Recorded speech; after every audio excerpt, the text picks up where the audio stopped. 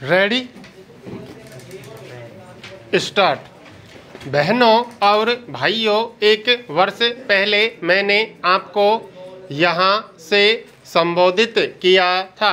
उस समय देश की जो हालत थी, विरासत में जैसी सरकार हमें मिली थी, जो आर्थिक परिस्थिति थी, उसका मैंने थोड़ा सा ब्यौरा आपको दिया था। एक वर्ष हुआ उसी परिस्थिति में, उसी संघर्ष में, उसी प्रयास में हम लगे हैं और यह कहते हुए मुझे खुशी हो रही है, काफ़ी भिन्न है पिछले वर्ष की परिस्थिति से। देश में एक स्थिरता का चित्र आपके सामने नजर आता है। पिछले वर्ष स्थिरता के बारे में कुछ प्रश्न चिन्ह थे, इसमें कोई संदेह नहीं है। लेकिन आज देश के भीतर या बाहर साबित हुआ है और जो भी हमारा कार्यक्रम आर्थिक सुधार का और सामाजिक सामंजस्य को बनाए रखने का हमने उठाया था, आगे बढ़ा है। यह यशस्वी हुआ है, हालांकि उसमें बहुत कुछ आगे करना बाकी है। मैंने पिछले साल सरकार की तरफ से एक नया तरीका अपनाया था, सहमति का। मैं आज भी सोचता हूँ वही तरीका हमारे देश के लिए ठीक है, क्योंकि जितनी समस्याएं देश की हैं वे दलगत समस्याएं नहीं हैं। दलों से परे, दलों से ऊंचे और सारे देश की समस्याएं हैं, समूचे देश की, तो फिर उन्हें उसी प्रकार हल करना चाहिए। सभी दलों से, सभी वर्गों से, सभी सदस्यों से बात करके और सबसे विचार विमर्श करके ही इनको हल किया जा सकता है। आज भी मैं यह मानता हूँ कि यही तरीका अच्छा है और मैं कहना चाहता हूँ कि इसी तरीके को हम जारी रखेंगे।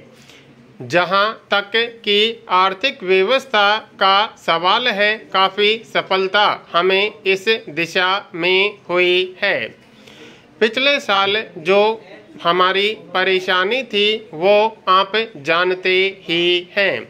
यहाँ तक कि हमें सोना भी गिरवी रखना पड़ा था। 1000 करोड़ से ज़्यादा हमारे पास विदेशी मुद्रा नहीं थी। शायद एक सप्ताह के अंदर हम बाकीदार बन जाते और हमारी साख एकदम राख में मिल जाती।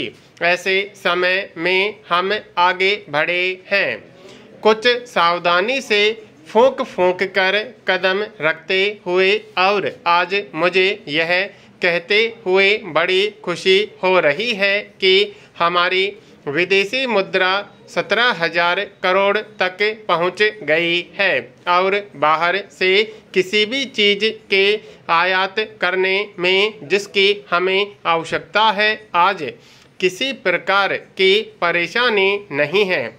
दूसरी तरफ वर्ष भर के प्रयास के बाद अब हमारे निर्यात भी कुछ बढ़ने लगे हैं। बहनों और भाइयों, बाहर से जो अपने यहाँ औद्योगिकीकरण के लिए पूंजी लगवाने की हम कोशिश कर रहे थे, उसमें भी सफलता मिली है। कोई 3,000 करोड़ से अधिक आज तक संकल्प हमारे पास आ चुके हैं।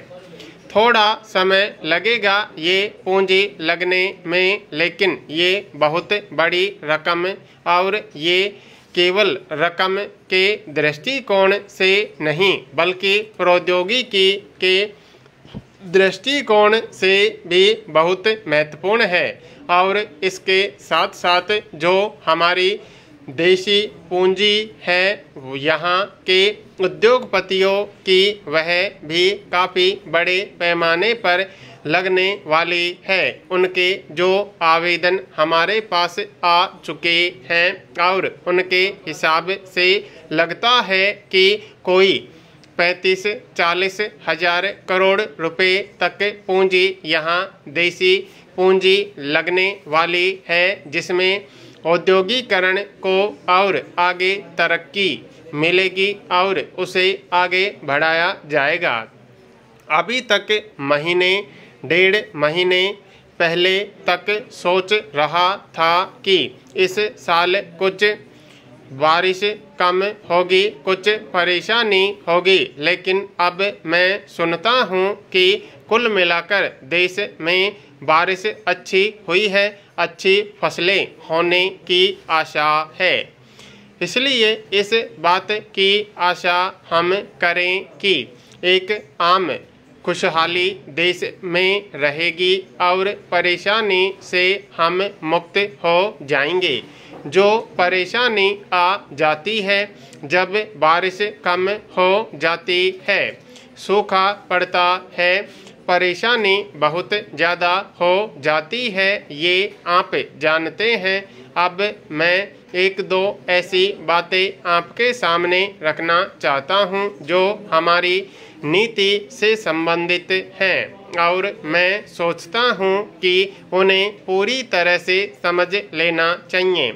मैं यह आपसे पहला सूत्र यह कहना चाहूँगा कि हम एक वृहत कार्यक्रम में लगे हुए हैं। बहुत बड़े कार्यक्रम में, आर्थिक प्रगति के कार्यक्रम में, देशव्यापी कार्यक्रम में 10वीं पंचवर्षीय योजना जिसमें कोई 8 लाख करोड़ रुपए की लागत लगने वाली है, पैसा लगने वाला है, ऐसे कार्यक्रम में हम लगे हुए हैं। जब इतने बड़े कार्यक्रम में हम लगे हुए हैं तो ये परमावश्यक है कि हमारा ध्यान एक तरफ रहना चाहिए, उस पर केंद्रित होना चाहिए।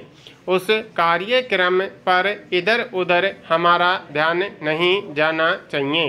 हो सकता है कि इस ध्यान को इधर उधर हटाने के लिए कुछ व्यवधान आएंगे, कुछ बाधाएं आएंगी, कुछ को लाया जाएगा जानबूझकर या कुछ परिस्थिति में आएगा, लेकिन उन छोटी मोटी समस्याओं को हम हल कर अवश्य लेंगे।